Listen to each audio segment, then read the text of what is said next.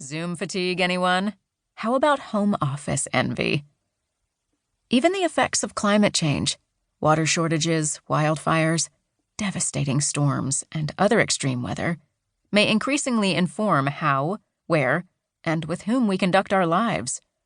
While navigating all these massive shifts, we're immersed in an online world that can skew perspectives, presenting idealized alter realities of what our lives should look and feel like.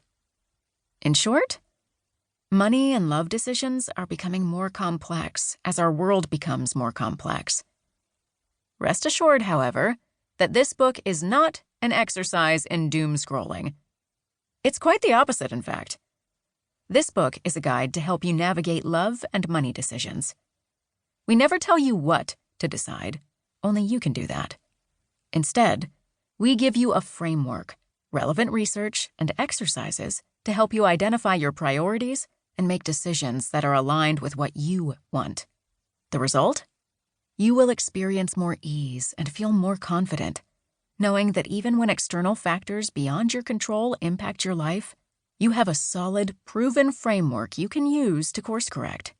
Little by little, leap by leap, you'll move your life toward your bigger goals and dreams, feeling a greater sense of control, not over just one part of your life, but over the most essential parts of your life, and how they work together to shape your larger life journey.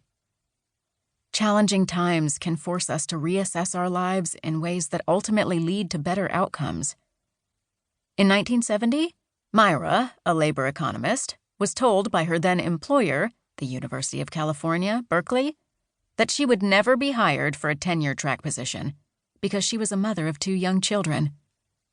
Determined to overcome this bias, she proposed a seminar on work and family. That seminar was given the green light, and it soon turned into a full-fledged course.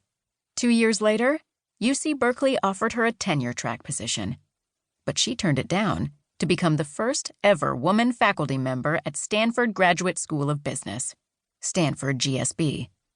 In the decades that followed, she led thousands of students through the hugely popular Work and Family course that eventually inspired this book. Myra retired in 2018 as a tenured professor at Stanford Graduate School of Education, Stanford GSE, and Stanford GSB.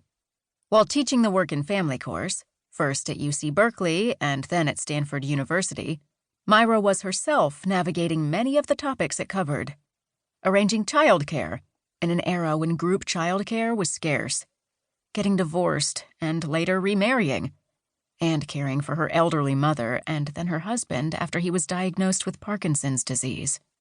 As her life evolved, more women entered the workforce, and our overall culture changed in various ways.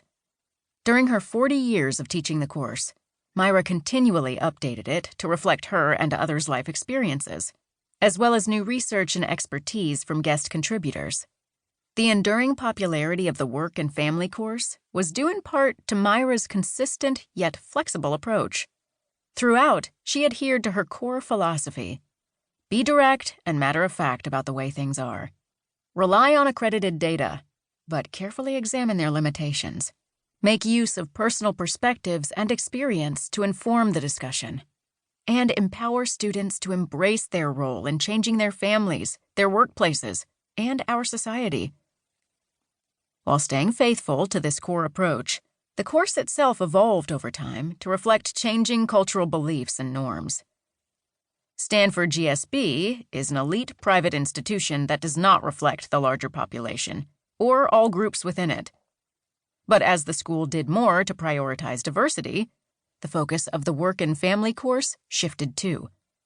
Increased numbers of international students led European pupils to voice their surprise about American students' fixation on marriage. Why get married at all? They asked. Meanwhile, some men from Pakistan and India shared their relief regarding the arranged marriage system in their home countries, which would spare them from having to choose a life partner.